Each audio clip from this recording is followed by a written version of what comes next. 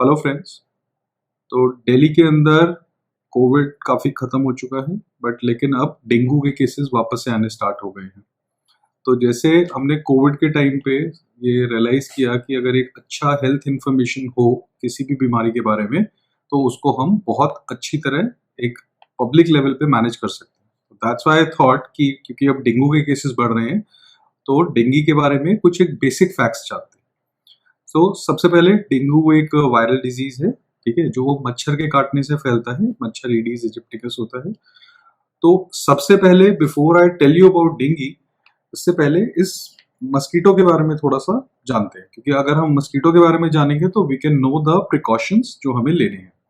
तो डेंगू का मच्छर जो होता है वो बेसिकली एडीज इजिप्टिकस होता है। मच्छर का बेसिकली मस्कीटो का नाम है वो। तो ये मस्कीटो की कुछ पेक्यूलियर बातें हैं जो हमें प्रिवेंशन में हेल्प कर सकती है। सबसे पहले ये जो मस्कीटो होता है वो फ्रेश वाटर के अंदर ब्रीड करता है। तो हमें प्रिकॉशंस में ध्यान रखना है कि हमारे घर में कभी भी फ्रेश वाटर इकट्ठा ना हो। जैसे बारिश का पानी इकट्ठा हो जाता है, हम किसी मग के अंदर या किसी बर्तन के अंदर अपना एक वाटर स्टोर होने देते हैं कि स्टोरेज की तरह, बाल्टी के अंदर पानी पड़ा हुआ है, तो ये सब मस्कीटो के ब्रीडिंग पॉइंट्स होते हैं। पॉट में हमारे जो फ्लावर पॉट्स होते हैं जिसमें हम पानी डाल के छोड़ देते हैं, वो एक बहुत ही कॉमन मस्कीटो के लिए ब्रीडिंग स्पॉट्स होते हैं। तो हमें सबसे पहले ये प्रिकॉशंस रखने हैं। दूसरा एक इंटरेस्टिंग इस मस्कीटो के बारे में है कि ये मच्छर दिन में ही काटता है। तो हमें अपना डे टाइम में स्पेशली अपने आप को फुली कवर्ड रखना है। आजकल गर्मी बहुत होता है, ह्यूमिडिटी बहुत होता है, तो वी टेंड कि हम हाफ स्लीव्स का टी शर्ट पहन लें, या घर में है तो नेकर या बरमूडा पहन लें। तो हमें अपने आप को डे टाइम पे स्पेशली फुली कवर करके रखना है। और एक और हमारी हैबिट होती है कि बेसिकली हम जब भी ऑल आउट या कोई भी मस्कीटो रेपेलेंट लगाते हैं तो हम रात को लगाते हैं। तो बट ये मस्कीटो दिन में काटता है, तो हमें डे में अपना स्पेशली इस चीज का ध्यान रखना है कि डे में हम कवर्ड रहें।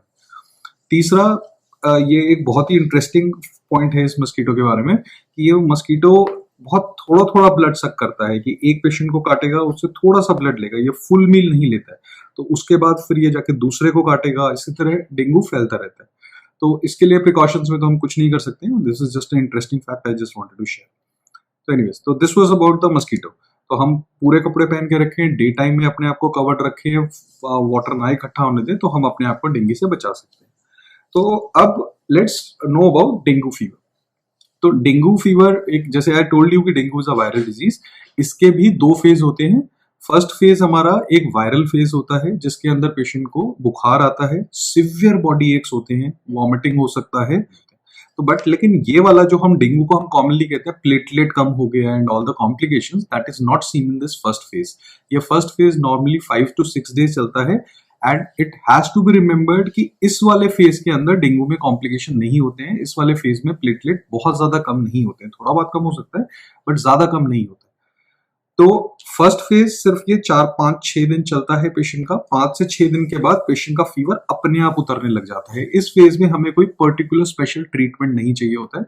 वो ट्रीटमेंट के एस्पेक्ट जब हम बात करेंगे तब मैं आपको और डिटेल में बताऊंगा। करना है डेंगू के हम टेस्ट करा सकते हैं इस स्टेज के अंदर। फर्स्ट स्टेज के अंदर फर्स्ट 5 डेज में जो डेंगू का टेस्ट रिकमेंडेड होता है वो होता है NS1 एंटीजन। तो हम यहाँ पर अपना NS1 एंटीजन चेक करके डेंगू को कंफर्म कर सकते हैं कि डेंगू हुआ है। अब 5 दिन हो गया है, पेशेंट का फीवर उतरने लग गया है। जैसे जैसे पेशेंट का फीवर उतरने लगता है 5th डे 6th डे, वैसे वैसे पेशेंट एक सेकेंड फेज में जाने लगता है जो हमारा कॉम्प्लिकेशन वाला स्टेज होता है। यही टाइम है जहां पर डेंगू में इंटरवेंशन की, मेडिकल इंटरवेंशन की जरूरत होती है। तो अब पेशेंट का फीवर चला गया है, सेकेंड फेज स्टार्ट हो गया है, यहां पर हमारे कॉम्प्लिकेशन स्टार्ट होते हैं। तो डेंगू के कॉम्प्लिकेशंस क्या क्या हो सकते हैं? सबसे पहला जो हम सबको पता है कि डेंगू में प्लेटलेट्स कम होती है।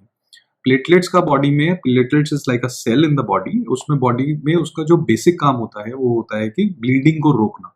तो जब मेरा प्लेटलेट ज्यादा कम हो जाएगा तो मेरी बॉडी में ब्लीडिंग होने का रिस्क हो सकता है। अब पेशेंट्स का यहाँ पे कॉमन कंफ्यूजन होता है कि मेरा प्लेटलेट 70,000 रह गया, 80,000 रह गया। प्लेटलेट की normal values 1.5 lakhs to 4 lakhs। अब यहाँ पर पेशेंट 70-80,000 पे पैनिक होने लगता है, but it has to be remembered कि ब्लीडिंग प्लेटलेट की कमी से यूजुअली तब होती है जब हमारा प्लेटलेट 20,000 से 20,000 से कम रह जाता है। किसी किसी पेशेंट को 15,000 पे भी ब्लीडिंग नहीं होता। बट जब तक मेरा प्लेटलेट काउंट 30,000 40,000 है, I need not to be worried about it. I can check it daily कि मेरा आज 70 था, कल मेरा 60 है, फिर मेरा 50 रह गया है। तो I can check it daily and just observe कि बेसिकली मुझे इसमें कब इंटरवीन करना है। जब मेरा प्लेटलेट 20,000 से नीचे जाता है तब हम पेशेंट को प्लेटलेट ट्रांसफ्यूज करने का एडवाइस करते हैं। या फिर पेशेंट को कहीं से अगर ब्लीडिंग होने लगेगी, प्लेटलेट 30,000 है पर मेरा नोज से, माउथ से, मेरे यूरिन में या पॉटी के अंदर अगर थोड़ा सा ब्लड मुझे लग रहा है तब हम इंटरवीन करते हैं। बट नॉर्मली यूजुअली ब्लीडिंग हमारी 20,000 से जब प्लेटलेट कम होता है तभी यूजुअली ब्लीडिंग होती है। तो this is the first complication. And platelet low होना is not a severe complication of dengue. जितने भी हम डेंगू के केस सुनते हैं कि पेशेंट कॉम्प्लिकेट हो गया है, पेशेंट आईसीयू पहुंच गया है, पेशेंट की डेथ हो गई है, that is rarely because of this platelet. जो डेंगू का भी मैं दूसरा कॉम्प्लिकेशन बताऊंगा वो हमारा डेंगू का सबसे सिवियर कॉम्प्लिकेशन होता है। तो डेंगू में जो सेकंड कॉम्प्लिकेशन होता है उसमें होता क्या है कि मेरे जो बॉडी के अंदर, मेरा ब्लड वेसल्स के अंदर जो मेरा ब्लड या पानी होता है वो मेरा पानी लीक होके मेरे लंग्स के अंदर और मेरे स्टमक के अंदर, मतलब जो एब्डोमेन एरिया होता है उसके अंदर भरने लग जाता है। तो लंग्स में भरता है तो we call it pleural effusion, अगर मेरे एब्डोमेन एरिया में भरता है तो we call it ascites medically. तो जो ये मेरा ब्लड वेसल्स का पानी निकल के बाहर जाने लगता है, इसकी वजह से पेशेंट का सिवियर बीपी ड्रॉप कर जाता है। और अगर पेशेंट का, डेंगू पेशेंट का बीपी ड्रॉप करने लग जाए तो उसको डेंगू शॉक सिंड्रोम बोलते हैं।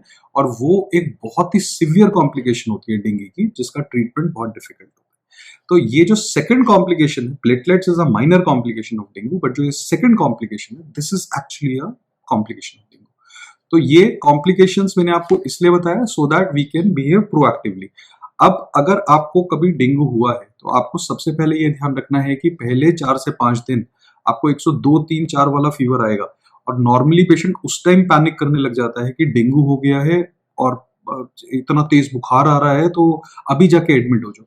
बट ये ध्यान रखना है कि जो फर्स्ट फेज डेंगू का है उसमें कुछ भी नहीं करना है, उसमें सिर्फ पैरासिटामोल की गोली खानी है, बुखार नहीं उतर रहा है तो पट्टी करनी है। तो वहां पर हमें कोई एक्चुअली मेडिकल ट्रीटमेंट की बहुत ज्यादा जरूरत नहीं होती है। तो अब मेरा जब फीवर उतरने लगेगा तब पेशेंट नॉर्मली हॉस्पिटल में कहता है कि डॉक्टर साहब बुखार उतर गया, अब डिस्चार्ज कर दो। But that is the time when patient actually needs admission, अगर उसको कोई कॉम्प्लिकेशन ज्यादा हो रही है।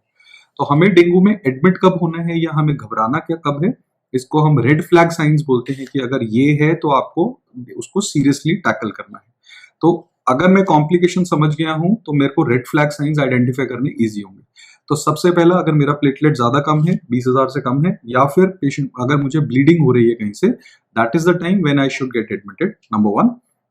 नंबर 2, जैसे मैंने आपको बताया पानी भर जाता है, तो अगर मेरे लंग्स के अंदर पानी भरेगा तो मेरा सांस फूलेगा या मुझे बहुत ज्यादा कफिंग होने लगेगा। That is the second warning sign जब आपको एडमिट होना है। अगर मेरे पेट के अंदर पानी भरेगा तो पेट मेरा एब्डोमिनल डिस्टेंशन होने लगेगा, पेट फूलने लगेगा। और अगर पेट में सिवियर पेन हो या बहुत ज्यादा वॉमिटिंग होने लग जाए तब आपको एडमिट होना होता है। या फिर अल्टीमेटली आपका अगर बीपी ड्रॉप कर रहा है तब आपको एडमिट होना होता है। तो ये हमारे 4-5 बेसिकली कॉम्प्लिकेशंस आपके वार्निंग साइंस होते हैं जो आपको बताएंगे कि आपको कब एडमिट होना है। Otherwise dengue can very well be managed at home.